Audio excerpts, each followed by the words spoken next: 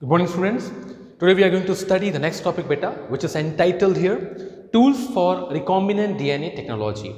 We know that the DNA which is going to form in the biology laboratory under human effort with the desired genes or gene of interest, such DNA is known as recombinant DNA.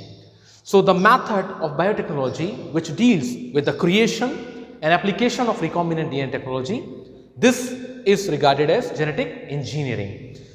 So we all know that how the recombinant DNA is going to form. In the last time we have done the study of DNA as well as how the recombinant DNA is going to form, that also we have discussed. Today we are going to study beta that what are the components and what are the requirements we need to perform or making this recombinant DNA. So as we all know beta, first of all we require one DNA segment which is generally having the desirable genes or the genes we require to embed, to add in certain fragment of DNA. So this DNA is called foreign DNA.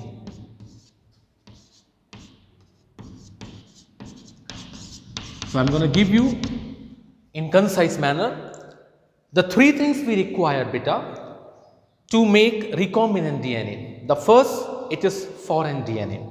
The second, we need some molecular scissors or the certain group of enzymes which helps in cutting of particular segment of DNA. Such enzymes, another group of enzyme which going to help isolation of DNA from a cell. Other enzymes, they helping in merging of two different fragments of DNA, precisely called ligase enzymes. So these certain groups of enzymes we need.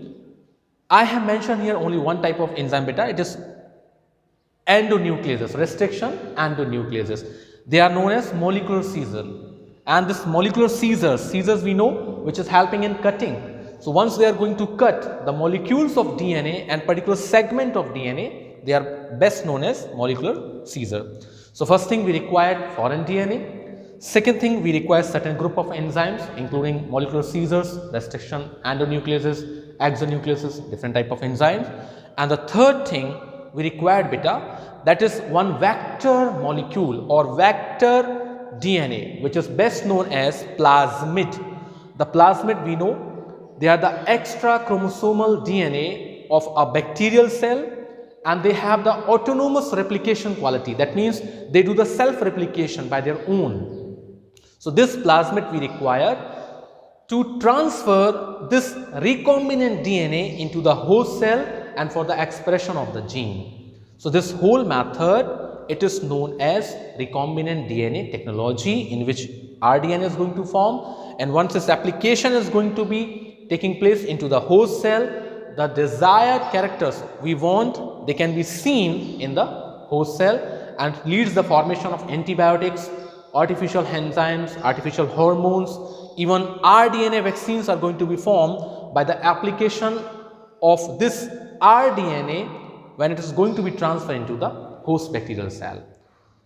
In detail, when we talk about a foreign DNA can be isolated from the particular source or particular cell of organism. This DNA contains the specific sequence of genes in which we need to isolate a particular segment of this gene beta, because this is the desirable gene of interest which has to be added in the another segment of DNA. So a DNA which is generally having our own desirable genes, that DNA is called foreign DNA. Okay.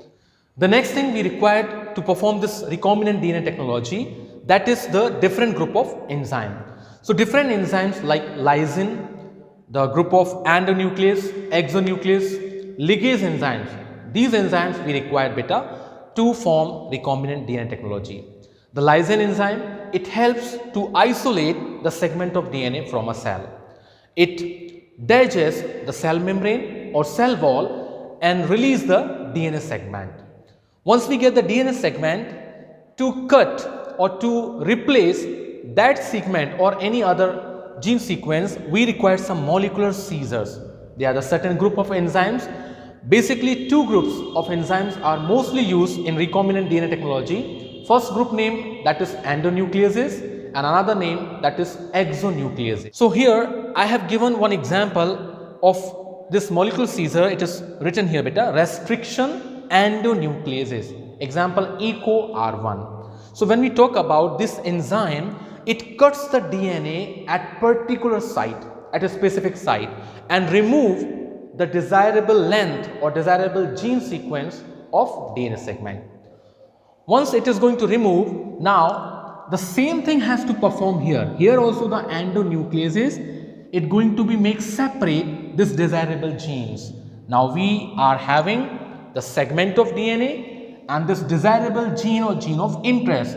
Now these both different segments of DNA which contains the genes, they has to be merged and has to be formed a single DNA. So this process can be done with the help of one more enzyme called ligase enzyme. The ligase enzyme beta, it's going to be merged or join the two different segments of DNA. So certain group of enzyme, they helps in making of rDNA or recombinant DNA. Once the recombinant DNA is going to form beta, now it has to be added into the vector molecule or vector DNA molecule. What is vector? If I give a simple example, we know that female Anopheles, that mosquito, it acts like a vector of Plasmodium. We heard it, we studied it in the chapter 8. And as a vector can transfer a disease causing pathogen, the same manner a vector DNA molecule can transfer the recombinant DNA into host cell. So these plasmid, they are the circular DNA. And these plasmid beta, they are mostly found in certain bacteria. They are the extra chromosomal DNA molecules. They have the capability to self-replication. They are autonomous replicated DNA segments. And once the same phenomenon, that means by using restriction enzyme, this plasmid portion should also be cutted off. That means this plasmid, the circular DNA, it is also be cutted at the particular segment. Suppose here we have cutted this with the use of endonuclease, restriction endonuclease, and now this segment of DNA which is we have already. So that segment of DNA beta, it has to be merged here by the help of ligase enzyme, right? So with the help of ligase enzyme, as I was telling you, ligase enzyme, it's going to merge both the segment of DNA. So once this plasmid, now it's having our recombinant DNA, and this plasmid has to be transferred into the host bacterial cell. Here this plasmid is going to be expressed. That means here this recombinant DNA, it is going to be expressed itself, and it leads the formation of antibiotics, hormones, enzymes. That means whatever the characters it's having in genes, these characters are going to be expressed in the host bacterial cell.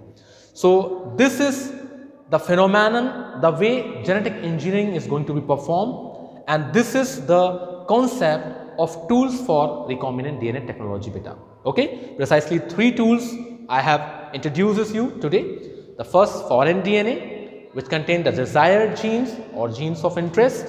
The second, certain group of enzymes including molecular seizures, endonucleases, exonucleases, along with that ligase enzyme and lysine enzyme.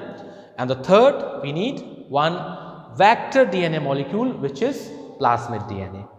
And we understood about it today, how it all phenomenon is taking place.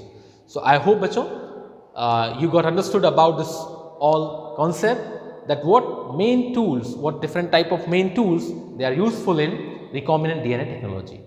Thank you so much. God bless you all.